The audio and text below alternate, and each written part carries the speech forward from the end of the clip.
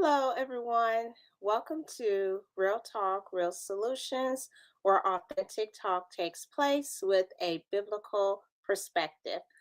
I just realized something was kind of weird with, oh my gosh. Okay, much better. So, today or this evening is part two of what we were talking about, the video that I did yesterday about RFK. I don't know why I get his name kind of mixed up, but RFK Jr. on the ban of food dyes. And so, we will continue to watch that video.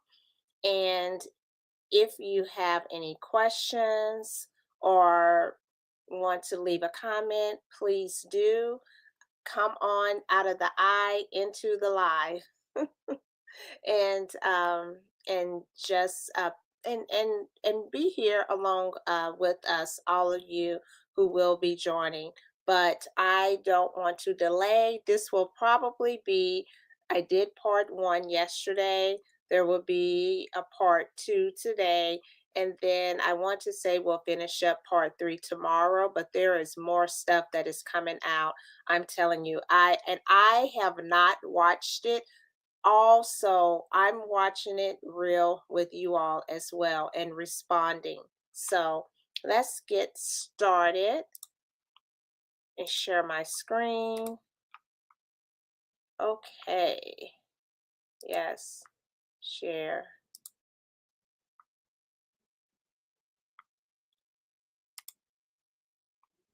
Okay. Said the FDA is asleep at the wheel. And now I can stop saying that. Hi, I'm Vani Hari. I'm a food activist and author, a fellow Maha mom, and I'm not affiliated with the HHS, just for the record. Thank you, Commissioner Dr. Marty McCary. Thank you, Secretary Kennedy, and everyone here at HHS that has made this swift action possible. Today marks the beginning of restoring the trust at the FDA and our regulatory institutions. Last September, I testified at the US Senate about the blatant hypocrisy of American food companies selling safer products in other countries while selling inferior versions of the same exact products here in the United States with artificial food dyes made from petroleum.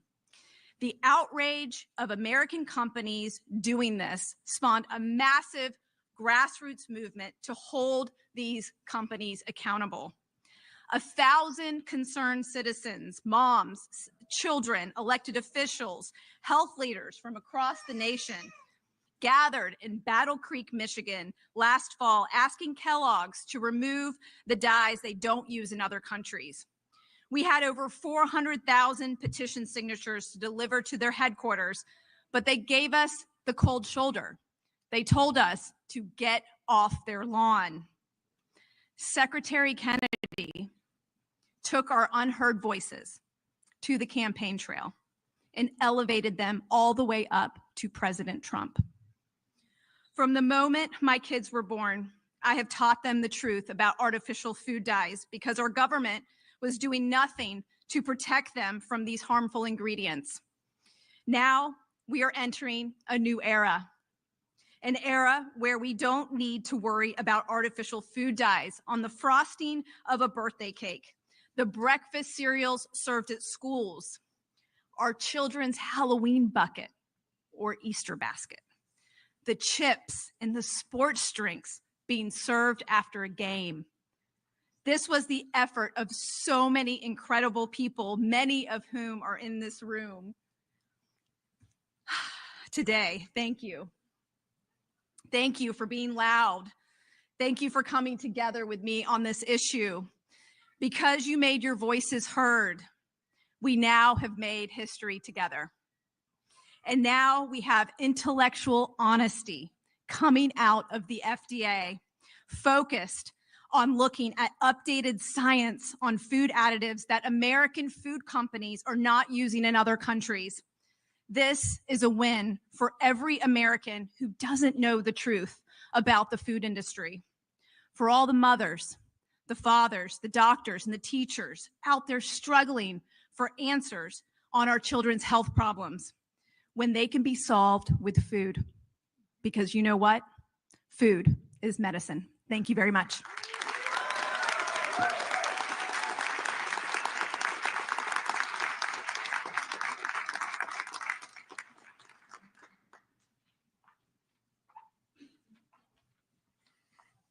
Hello, everyone. Thank you, Mr. Secretary, Commissioner McCary, Governor Morrissey, and the rest of the crew here to fight the good fight. And I was reflecting on a friend of mine who was a pediatrician who once said that if a foreign nation was doing to our children what we are doing in America, we'd go to war to protect them. And I think we don't need to do that anymore because we have a champion in Secretary Kennedy and Commissioner McCary to really make a change that we need in America. I'm Dr. Mark Hyman. I'm a practicing physician. I'm speaking on behalf of myself and not HHS. I'm a lifelong advocate for addressing chronic disease through food. And I'm here today because our food system, specifically our regulatory system for food additives and dyes, is failing to protect the health of the American people, especially our children. Every day, Americans consume thousands of chemicals in our food, many of which have never been independently tested for long-term safety.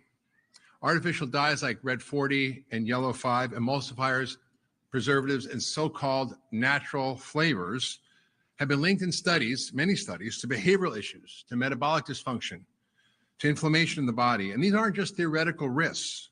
We're seeing rising rates of chronic diseases linked to food dyes and other additives like ADHD, obesity, autoimmune diseases, allergies, endocrine disruption, and even cancer. The highest levels of scientific evidence shows that these food dyes cause increased hyperactivity, reduced attention span, irritability, sleep disturbances in both children with and without pre-existing behavioral disorders. Now, these effects can occur at doses within the range of typical consumption for many kids, which is often in the many milligram doses. Is it any wonder that there's been 1,000% increase in ADHD since 1970? 1,000%.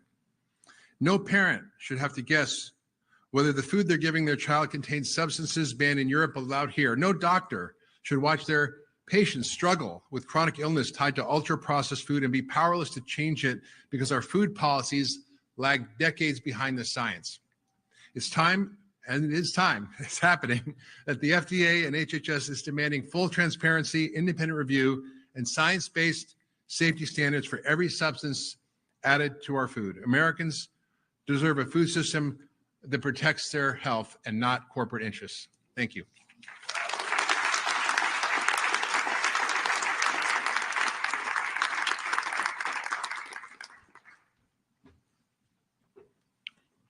My name is Callie Means. I'm a special government employee at the White House.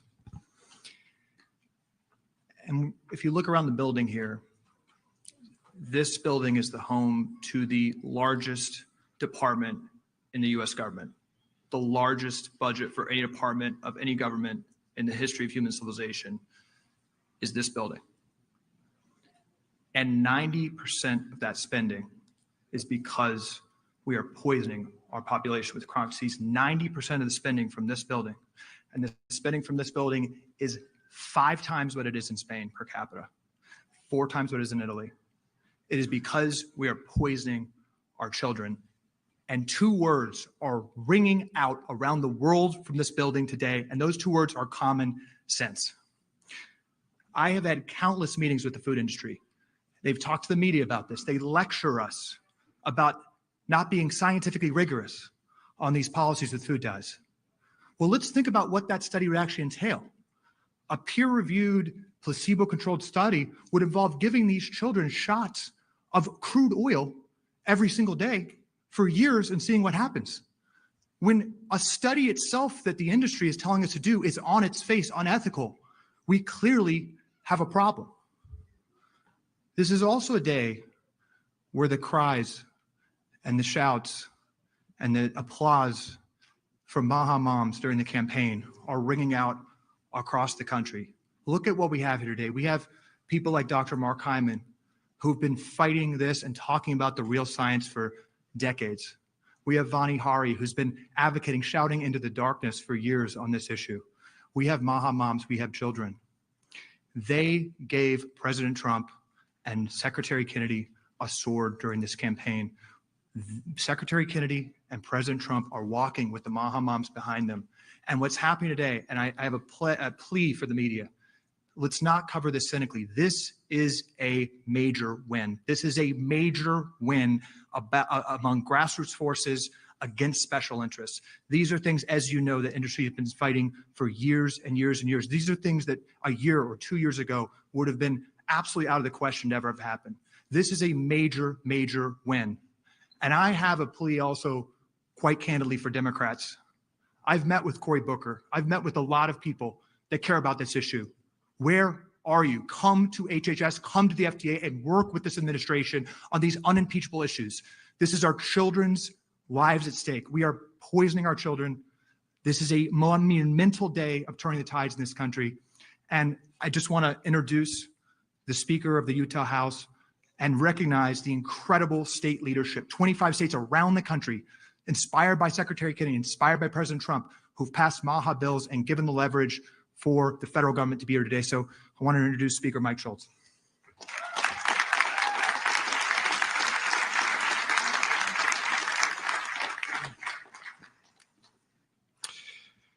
Good afternoon. I'd like to start by giving a shout out to my colleagues in the Utah House of Representatives and the Utah Senate, 10 of which came to be here with us today. Thank you. Because you see, real change doesn't happen easy. It happens because people are willing to do the hard things, to make the tough calls, and to put our kids first and Americans first. Whether it's banning soda from SNAP purchases or getting ultra-processed foods out of our school lunches, or removing fluoride from our drinking water, Utah leads and Utah has taken action.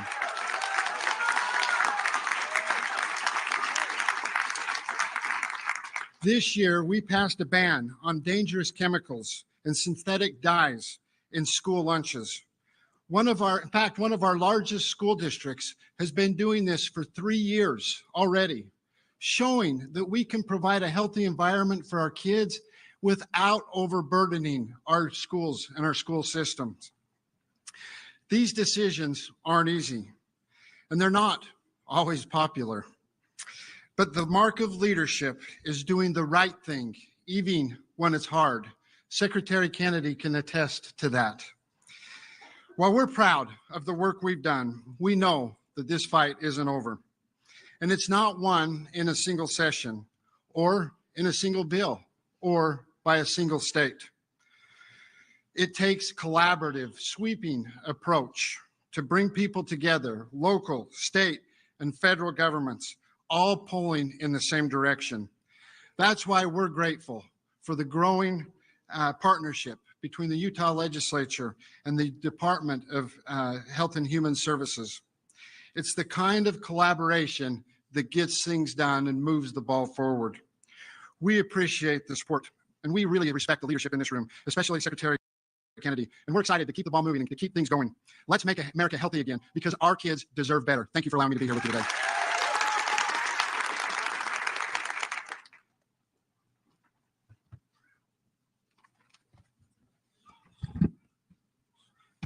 Well, good afternoon. What a wonderful time to be here at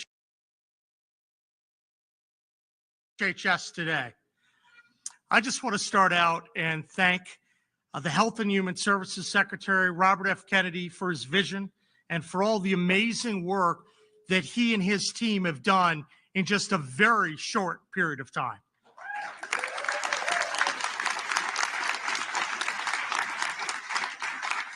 I'm grateful to be here with the Secretary and with the FDA Commissioner, Dr. McCary. And also, I'm personally appreciative that President Trump had the good sense to pick these wonderful people. They're doing an amazing job Making America Healthy Again.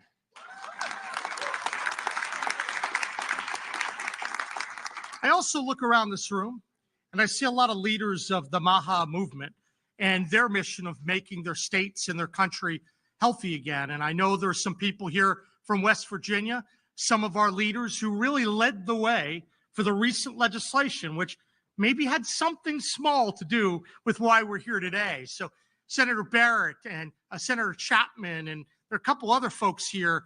I'm just grateful for your leadership on the ground, because when we win on all these issues, we win as a team, and we have a great team here today. Now, when we think about the MAHA movement, we think about how we can make Americans happier, healthier, and living more purposeful lives. At the end of the day, this is an opportunity for everyone to live a little bit longer, spend more time with purpose and with friends and loved ones. In West Virginia, just last month, we launched what I called the 4 pillars of a healthy West Virginia. That's to reverse some of the negative healthcare outcomes that have plagued our state for far too long. Pillar 1, big part of why we're here today, it's cleaning up our food. I want to get the crap out of our food and improve the quality of school meals. We passed the law in West Virginia because we thought our kids and our citizens deserve better. They deserve real food, not chemical shortcuts designed to fool the eye but harm the body. That's what making America healthy again means to us. It's not just a slogan, it's a mission. And it starts with protecting the most vulnerable among us, our children. Now, in West Virginia, we've launched a statewide walking challenge. We've called it the Mountaineer Mile. We're reforming our SNAP system to reward healthy choices. And we're holding a line on harmful food additives. Because when taxpayer dollars are involved, they should fuel health, not disease. And as part of this process, thank you. That's a pretty basic concept, I think. As part of this process, I think all of us know that a national discussion is needed. So we've been fortunate to help lead the way in West Virginia, but I'm so thankful for the leadership on the national level. That's the best way we do it, because we need consistent policies across the nation that clean up our food. So we're appreciative to Secretary Kennedy and the Trump administration for the bold steps to begin removing harmful dyes in food products across the country. I think it's going to protect kids who often fall victim to these processed foods. West Virginia, we're committed to helping lead the nation toward a healthier future. Let's go clean up our food. Let's lift up our families, and let's move our country forward. Thank you, and let's get to work.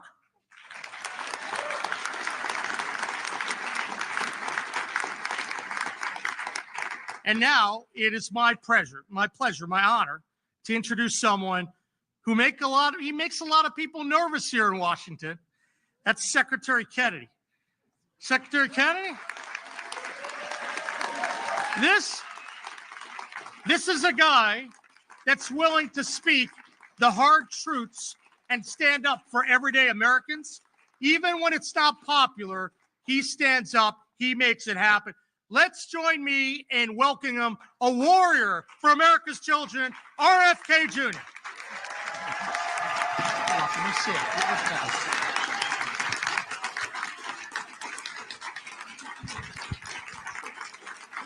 Thank you, Governor Morrissey. Thank you, Speaker Schultz. Thank you to Dr. Mark Hyman, who's been my friend and partner on these issues for over 20 years. Thanks, Vonnie Harry, who's been an extraordinary leader. And then Marty McCary, I'm so grateful that you agreed to join the administration. And Jay Bhattacharya, will you guys come up here and stand behind me? We have an amazing team at HHS. When my uncle was president in the 1960s, we had the healthiest people in the world. And one of the basic assumptions of our country was that because we were robust people, because we were vigorous, because we were tough, we had what my uncle called this beef jerky toughness. That was responsible for our country being the land of the brave and the home of the free, the greatest industrial power in the world, the wealthiest country. We owned half the wealth on earth when my uncle was president, and part of that was because of the vigor of our society. And that's one of the reasons he started the Presidential Council on Physical Fitness, because he felt that Americans were getting soft and was going to steal from us and erode all of our leadership, our moral authority, and our values, and our role as an exemplary nation. And since his death, we've had this extraordinary chronic disease epidemic. When my uncle was president, 3% of American kids had chronic disease. Today, it's around 60%. And these are a broad category, the ones that Marty mentioned, like ADHD, the neurological disorders, ADD, ADHD, speech delay, language delay, tics, Tourette syndrome, narcolepsy, ASD, and autism. All of these are injuries that I never heard of when I was a kid. They were not part of the nomenclature. They weren't part of the dialogue. There was zero spent in this country treating chronic disease when my uncle was president. Today, it's about $1.8 trillion annually. It's bankrupting our nation. 74% of American kids cannot qualify for military service. Oh, how are we going to maintain our global leadership with such a sick population? We have all these autoimmune diseases, these exotic diseases that, again, I never heard of: juvenile diabetes, rheumatoid arthritis, lupus, Crohn's disease, and 100 others that were just unknown when I was a kid. I never knew anybody with a peanut allergy. I never knew anybody with a food allergy. Why do 5 of my 7 kids have allergies? I never knew of anybody who had eczema. I knew of a very small number of children who had asthma, but that has exploded as well today. And our fertility is dropping dramatically. Teenagers in this country today have the same testosterone levels as 68-year-old men. Our girls are reaching puberty 6 years early, from 10 to 14 years old. And this is existential for our country. And we have to address it. And one of the problems, when I met with, and I want to commend the food companies for working with us to achieve this agreement or this settlement. And when I went in a few months or about a month ago to meet with the food companies, I was talking with my staff about these petroleum-based dyes. And I said, if they want to add petroleum, if they want to eat petroleum, they ought to add it themselves at home. But they shouldn't be feeding it to the rest of us. And without our knowledge or consent. And unfortunately, we're going to get rid of the dyes, and then one by one, we're going to get rid of every ingredient and additive in food that we can legally address. One of the problems is that the industry, which all of these industries cast a dark shadow historically over this agency. And there's so many conflicts that we are now systematically eliminating. That has allowed them to suppress the science. There's shockingly few studies, even on food dyes, and on all these other ingredients as well. And Jay Bhattacharya, who is here and who is running, the director of NIH, is now narrowly targeting these kind of food additives or scientific study, so that one by one we can start eliminating them where they can. Where we can't, there's things that we'll never be able to eliminate, like sugar. And sugar is poison, and Americans need to know that. It is poisoning us. It's giving us a diabetes crisis. When I was a kid, I always say this: a typical pediatrician would see 1 case of diabetes in his lifetime. Today, it's 1 out of every 3 kids who walks through his office door. In our most recent study from NIH, 38% of American teens, it's half our adult population. This is existential. We are spending as much on mitochondrial disorders like diabetes as we spend on our military budget. We can't continue to exist like this. And the problem is industry is making money on keeping us sick. As Jay pointed out, ADHD is associated with all these behavioral disorders. But those disorders are treated not by changing our diet, but providing medications to treat our kids. And they get medicated and medicated, and that's the only solution. And, I would point out that there is part of the etiology of these diseases is a kind of media malpractice, a mass psychosis that has our media not talking about this.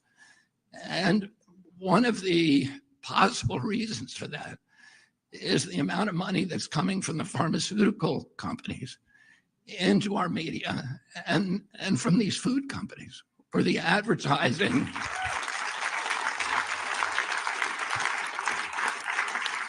And the advertising has at least plays a factor. So that revenue, that extraordinary revenue stream, in disabling their capacity or their inclination for skepticism and for critical thinking. So Americans don't know what they're eating, and they don't know the implications of those things.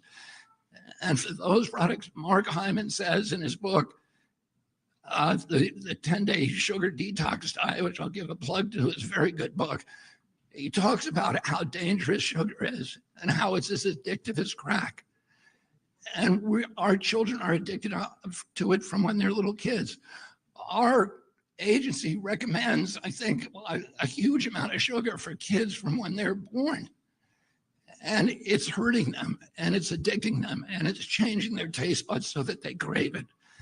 And it's disabling our population. So for those ingredients that we can't ban legally, we're going to start informing Americans about what they're eating. And we're going to try to work with Congress and the White House to make sure that we have adequate labeling so mothers who go into the grocery stores know what is good for their children and what is not. I want to say one other thing about the moms.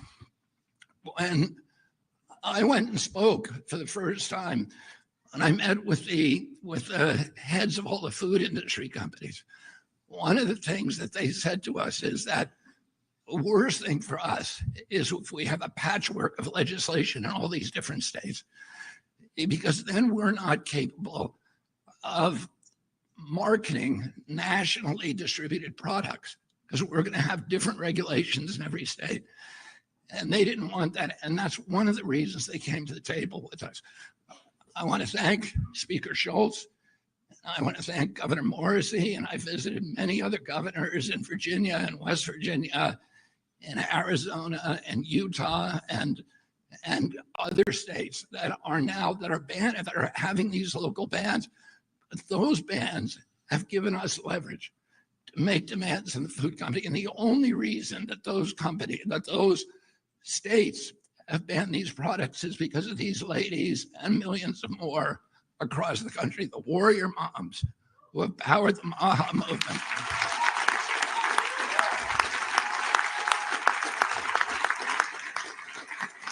And I just want to urge all of you, it's not the time to stop. It's the time to redouble your efforts, because we have them on the run now, and we are going to win this battle. And 4 years from now, we're going to have most of these products off the market, or you will know about them when you go in the grocery store.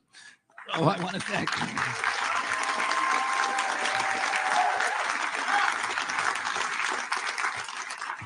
you. And finally, and most importantly, I want to thank President Trump. President Trump often, says that he's going to make America great again, but he knows that he cannot make our country great again if our country is weak, if we're not healthy, if we don't have vigor, if we're not a robust people. He says that he's going to restore the American dream, and a healthy person has 1,000 dreams. The sick person only has one. And right now, there's 60% of the people in this country who have only one dream. If they can make it through a day without pain, with energy, without having to take medications. And we are going to change that for our country. And I want to thank the moms and thank President Trump for his confidence in my leadership and for allowing me to surround myself with such an extraordinary team of scientists who are going to restore transparency to this agency, We're going to do replicated science. We're going to restore gold standard science so we know what's in our food and we can eliminate it. Thank you all very much.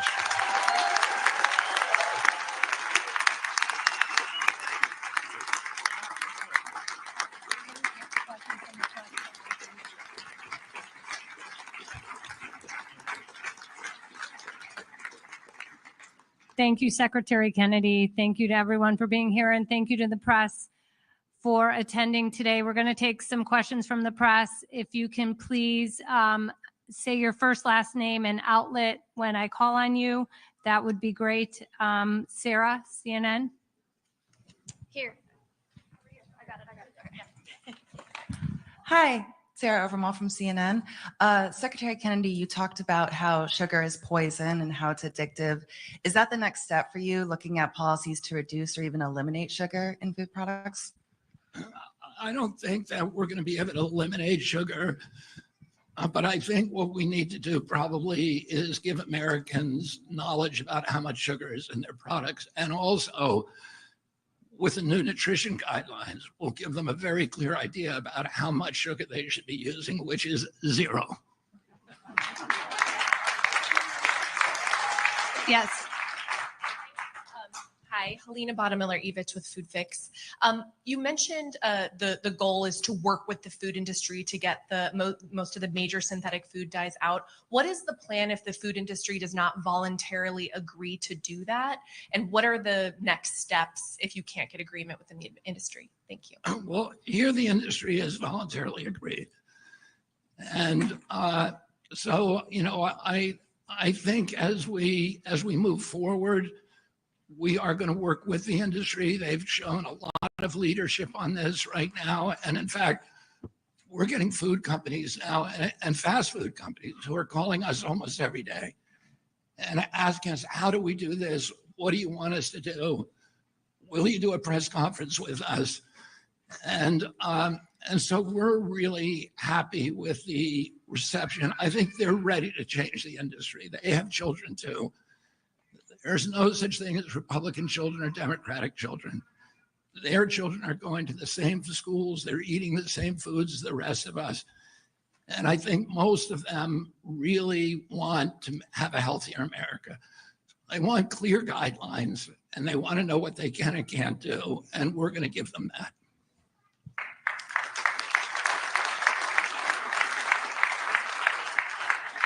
Yes. Hi, Margaret Manto with Notice. I'm wondering if there's any pharmaceutical additives that you'd like to eliminate?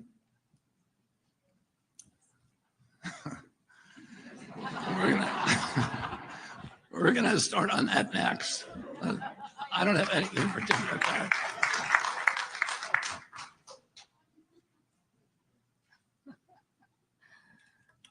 Yes, in the white. Hi, Emily Kopp, Daily Caller. When will HHS FOIA offices be restored? This is important for many of your stated priorities, adverse events, food.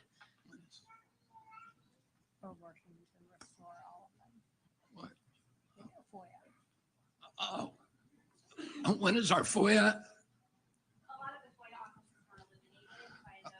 We're restoring all the FOIA offices.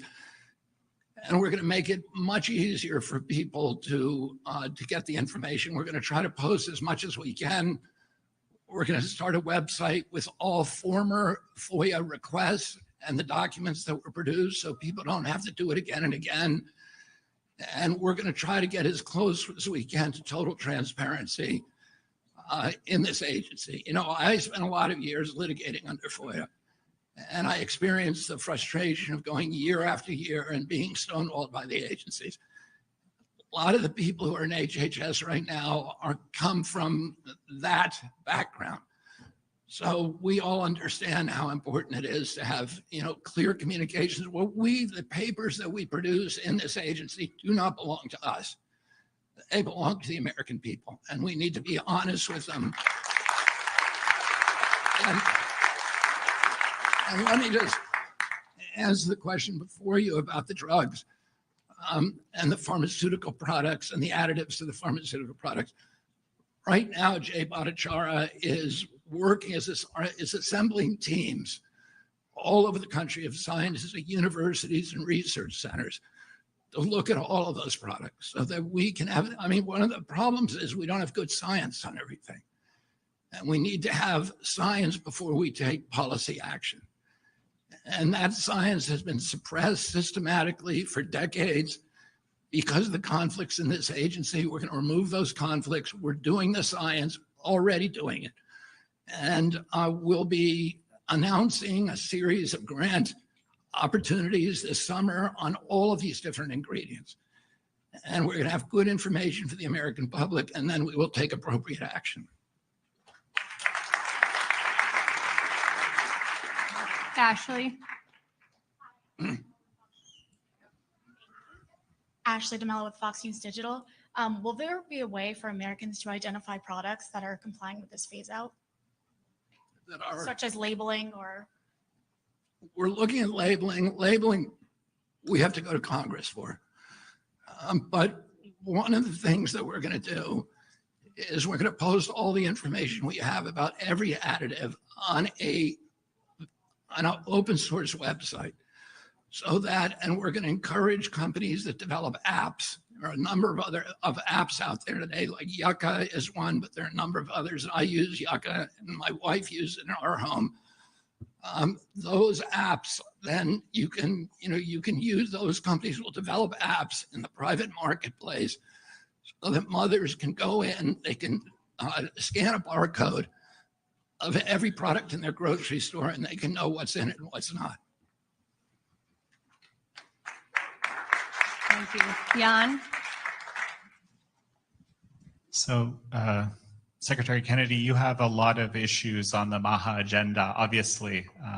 And I'm very curious if you could share some of the logic of choosing, for example, autism and food dyes and things as some of the kind of inaugural issues that you're coming forward with.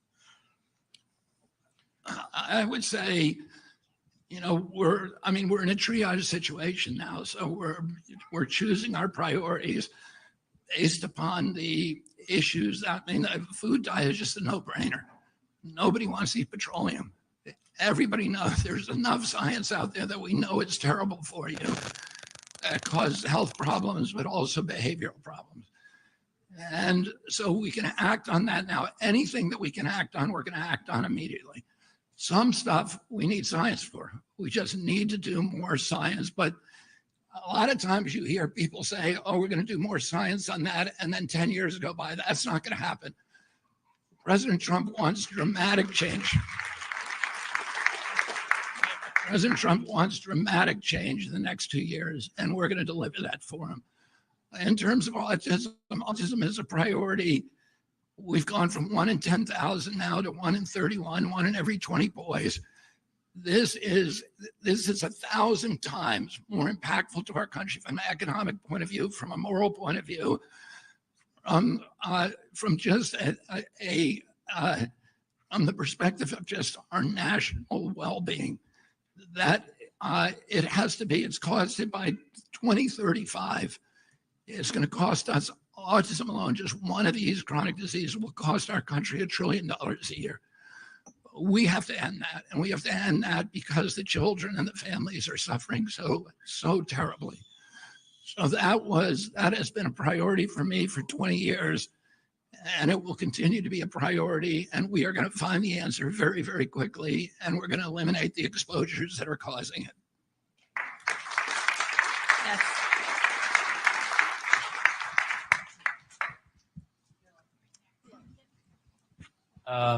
Secretary Kennedy, Issam Ahmed here from Agence France Presse. Just on the political dimensions, do you sort of give credit to the former President Joe Biden for getting the ball rolling with Red Dye 3? And as far as the labeling goes, you mentioned you have to go to Congress. Are you in discussions with lawmakers on both sides of the aisle regarding improved labeling around food? Thank you. We have not yet. The time has not yet come for us to put our legislative proposals before Congress. Labeling will be a top priority proposal for us. In terms of the credit, I credit President Biden for getting it done. I wish him hadn't taken him to 1 week before I came into office before he did it. Let's give credit where credit's due. Okay, one more question right there in the pink. Thank you, Secretary Kennedy. Cheryl Gay Stolberg from the New York Times. I just want to make sure we understand the parameters of this agreement with the food companies. Do you actually have a settlement with the food companies and a formal agreement for them to adhere to these guidelines? And if so, why don't we have anyone from the food industry here? I would say we don't have an agreement, we have an understanding, but I'm going to let Marty take this question. Thank you. Thank you, Mr. Secretary. You win more bees with honey than fire. Good to see you, Cheryl. And so there are a number of tools at our disposal. And so I believe in love, and let's start in a friendly way and see if we can do this without any statutory or regulatory changes, but we are exploring every tool in the toolbox to make sure this gets done very quickly. And they want to do it. They want to do it. So why go down a complicated road with Congress when they want to do this? They don't want to deal with a patchwork of 30 different state plans. We've had wonderful meetings with the food industry. I've been amazed, and they are eager to do this. They are good people. As Secretary Kennedy has said, they have kids too, and I think we all want the same thing. Thank you.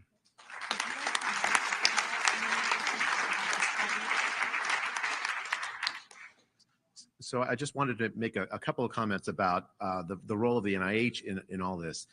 One of the major problems that I think that parents around the country have faced is when they go to the scientific literature, they come back with a stone wall.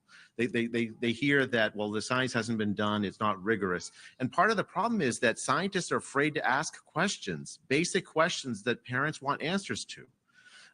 Secretary Kennedy has asked me to, for instance, to initiate a study on autism, the cause of the rise in autism. It's a question that is at the front of the minds of so many parents across the country worried about their kids.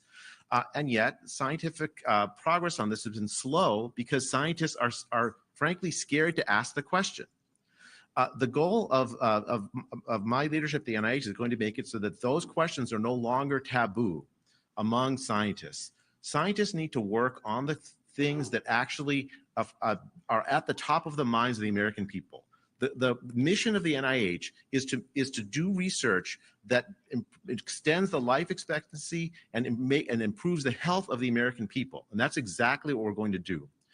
Since 2012, the United States has seen no increase in life expectancy, none. And it collapsed during the pandemic, and only recently has it started to come back up to 2019 levels. That is a situation that is a catastrophic failure of the American public health system. And it frankly is also a failure of American scientists to address the key drivers of this enormous chronic disease crisis we're facing. And I'm really grateful to Secretary Kennedy for his leadership. And I'm grateful to President Trump for his leadership in giving us the opportunity to turn the ingenuity of American scientists to the questions of how to improve American health and to make America healthy again. Thank you. Thank you, everybody.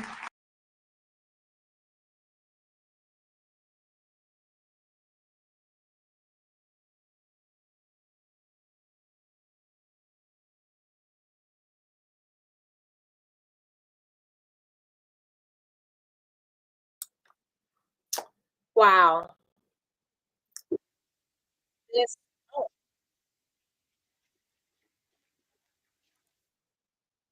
sorry about that, everyone. Is RFK Jr. ill? No, what he has, sis, it's a condition because I wondered about that too. But no, it's a condition, something that I can't remember if it was something that he was born with or something that was developed. But no, he's not ill. It has something to do with spasms in his vocal cords. And so, yeah, yeah. And I tell you, I am so happy about this because not only, like he mentioned, for children, but for families, period. And some people will say, oh well, we're trying to preserve, we're trying to live forever. No, this is, well, let me just say this. If you're born, you're going to live forever, your spirit somewhere. So whew, that's just, you're going to, it's either going to be in heaven or it's going to be in hell. So once you're born, your spirit is going to live forever somewhere. But going back to about in our foods and things of that nature, I am so happy to hear that, because I don't know anyone who likes being in pain and like being sick and all of that. I know I don't. And oh yeah, let me, it would be good when he talks about what he could do to eliminate in the pharmaceutical. Absolutely. Absolutely. And I'm not against medicine, because some people think when people talk about clean foods and talk about these things that, oh, you're against medicine. But no, I think it has its place. It definitely has its place. And there are so many things that I'm thinking about, like doctors. A lot of them get intimidated when you start to mention other things to them. And one of the things they'll go to, oh, that hasn't been approved and there's not enough research, and they push back on it because they don't get a lot of training when it comes to that. And I know I just learned something recently, and I will put my disclaimer out there. I'm not a doctor. This person is not a doctor, but someone shared with me yesterday. I think it was yesterday or today, but they shared with me. No, it was today. They shared with me how there was a little kid that was having some. They were having convulsions, and they they were able to get into the mouth of this kid onions, onions, and that child stopped doing what they were doing, and that child is doing good to this, hasn't had, and this happened Sunday. This happened Sunday, and today is Wednesday. So Sunday, Monday, Tuesday, Wednesday, 3 days later, and they're reporting that this kid is still doing well. So, like it was mentioned, there is healing in our medicine. Our Savior put medicine in our food. Like food is medicine. And so, yeah, yeah. Um, let's see, I'm not against, but because yes, that people do need it, but many things have been reversed once diets have been. Absolutely, absolutely. You know, medicine can help till we can get our act together, or just what we need to, or it may just, I don't know, like for some people they may need a portion of it. So by no means is this condemnation to anyone, all, but there's a problem. There is a problem with our foods, and I am just, this is for me like a prayer, like, Lord, thank you, that President Trump reached across the aisle, and RFK. I mean, he couldn't have got a better guru on this issue. I'm like, yes. So I'm really happy about that. And onion, eggs, that helped us. Eggs, you're right, and onion. So I haven't, yeah, I did, yeah, this was told to me today. So, and I love onions. Woo! I love onions. When I get something and they are asking, like, what do you want to add to it? Can you add some extra onions?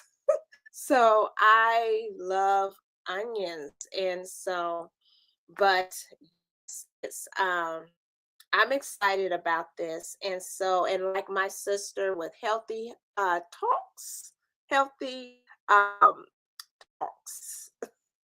I can't say it the way she would say it, but yes, on her channel, she is talking and she is, I mean, you have to check it out. It's not very long, it's very informative, and you can get it in small bites. And she's chronicling her journey. So I want to mention that at the heart of the conversation, I'm going to put in the I want to put the handle and the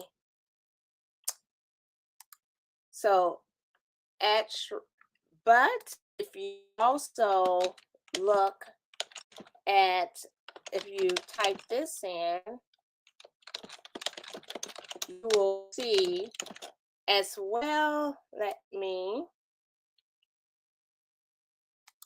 You will also, at the heart of the conversation, you will also you can bring up excuse me, my sister's channel, and I'm going to put up a post too, so you can also see her face. So they're at the heart of the conversation. So either one, if you put the one, and I will do it again at Shireen Wade, that will also take you to her channel, or you can type in at the heart of the conversation and you will see her face. And let me just do that again. So it's not my face. So but anyways, so she is saying, and her please just check it out. I don't want to fumble it up, but I really like her healthy talks because I love the visuals. I love how it just gets straight to the point, and it's great. And then she's on her own journey. So what better is not like she's, and it's not, and what's so great too is that along with her being on a journey, she hasn't arrived yet. And so that's great because you're going to get to be with her on this journey as she is doing it. And then voila, the reveal. Okay, sorry, sis, don't get upset with me. But it's so please check out what she is doing. And because people want real, they want authentic, and people are struggling, they're going through things. Sometimes um we have our setbacks, etc., but just keep going. Sometimes it can be so overwhelming, like, huh, like I can't take all of and the other. But if you just make one change at a time and then stay maybe consistent with that, if you fall off the wagon, as I like to say, um, you're on a train, get off it, the train gets off the train tracks, goes into the woods. Well, just, eventually come back. I don't want to say eventually, just make a U-turn, come back, get back on, and just keep going. Don't beat yourself up. Just like Marlin in the movie Nemo, just keep moving, just keep moving, moving. So yes, okay, let me see. Oh, you're welcome, sis, you are welcome. I should have 11. I keep on. Love continue on. Yes, yes, we will both. Yes, we're both on that journey. And yeah, just just continuing on. So I'm excited. There will be more, I guess, organized uh, videos when especially when it's one where we're just listening and doing a reaction video, a little bit more where I will do it where people can have time. But I just really wanted to finish up part two, which it really wasn't part two, it's just part, because it was long, and I thought this one was going to go into part three, but I was like, let me just finish it up. And so it's just, wow, this is the information, how even in this country, the food industry was selling other countries better food than us here in this country. But you know what? I say this, and I could be, saying 100% correct on this, but I really believe that a lot of, like in the food industry, a lot of these other people, just like RFK Jr. was saying, who wants to eat petroleum? I'm like, Lord, if that not alone needs to let us, like, oh my gosh, God, thank you for your protection. Thank you. Now that this stuff is you're knowing it, now we have to take action, because to know that you're knowingly eating stuff that is causing whatnot. Now, I didn't know that it had all that in it. I didn't know that a lot of the stuff I like, or that I used to like to eat, and I'm on that part. What's the word I'm trying to think? Um,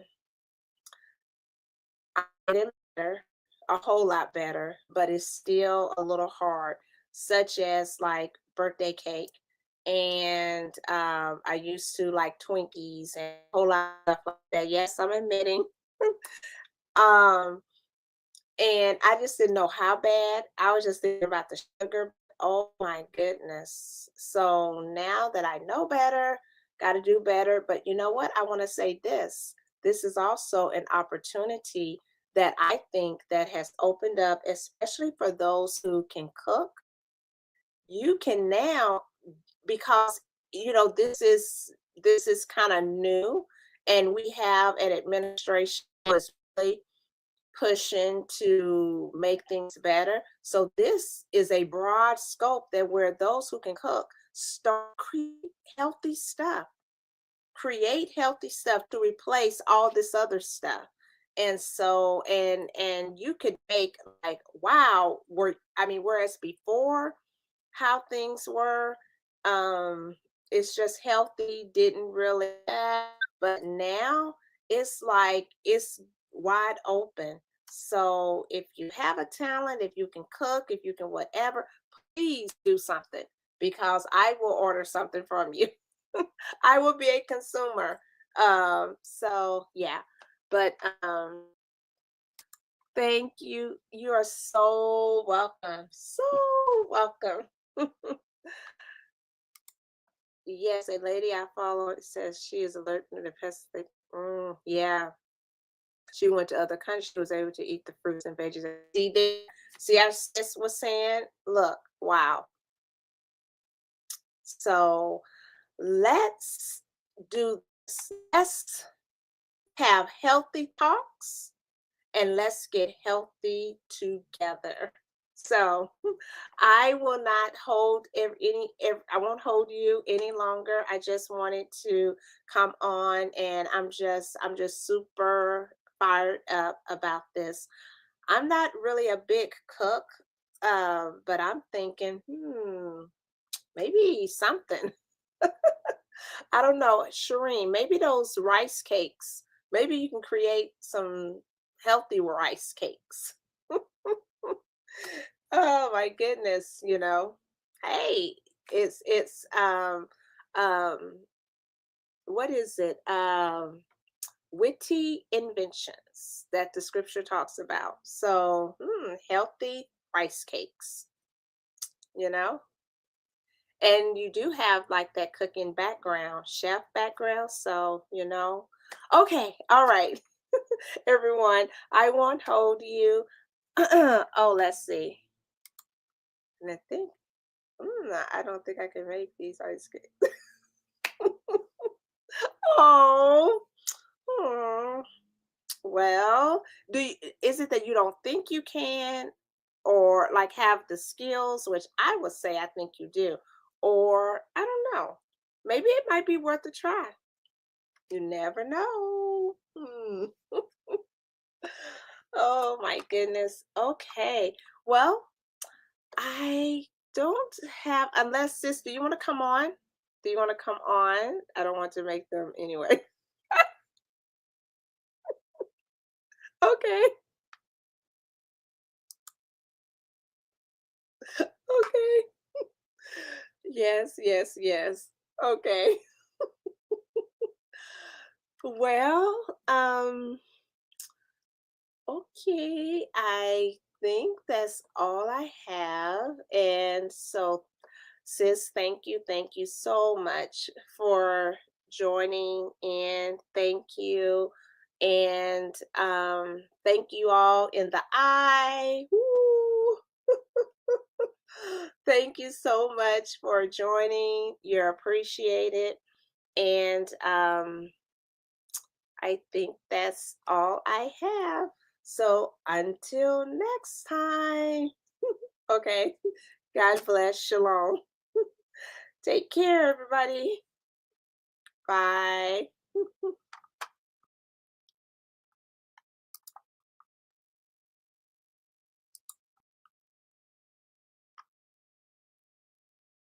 Okay. Blooper moment. Oh my goodness.